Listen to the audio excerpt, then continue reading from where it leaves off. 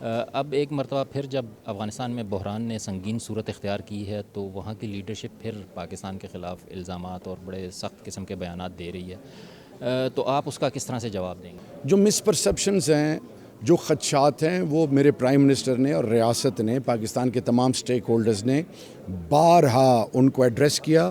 اور اب اس سے اندازہ کر لیں کہ 2018 میں پرائم منسٹر عمران خان کی حکومت آتی ہے. فورن منسٹر کا پہلا وزٹ افغانستان کا، میرے پرائم منسٹر نے افغانستان کا وزٹ کیا. میں خود گیا. اور میں کہاں گیا؟ میں کابل تک ریسٹرکٹ نہیں رہا، میں احمد شاہ مسعود کے مزار پہ گیا، حالانکہ بہت ساری رکاوٹیں تھیں.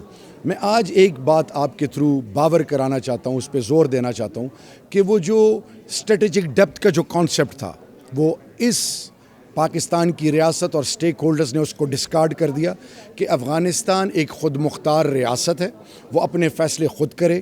افغانستان کے جتنے بھی سٹیک ہولڈرز ہیں مل کر افغانستان کے مستقبل کا فیصلہ کریں. پاکستان کا کام ہے ایک ہمسائے، ایک بڑے بھائی کے ناطے ان کو سپورٹ کرنا، فیسیلیٹیٹ کرنا. اور یہ جو فینسنگ ہوئی ہے، یہ ایک چیز کی دلیل ہے. وہ کیا ہے کہ کل کوئی ہم پہ الزام نہ اٹھائے. وہ جو مس انڈرسٹینڈنگ تھی وہ بھی ختم ہو رہی ہے. سو میں جو ایک چیز پر ایمفیسائز کرنا چاہوں گا کہ افغانستان اپنے معاملات خود حل کرے. بیٹھیں اشرف غنی صاحب تمام سٹیک ہولڈرز کے ساتھ بیٹھیں. ہمارا کام ہے ہر افغانستان کے سٹیک ہولڈر کو عزت دینا، ان کو ویلیو کرنا. ان کو ویلیو کرنے کے بعد ہمارا کام وہاں پہ رک جاتا ہے. یعنی آپ کا انفلوئنس ہے طالبان پہ، تو آپ کیوں ان کو رضامند نہیں کروا رہے کہ وہ کسی ایگریمنٹ کی طرف چلیں؟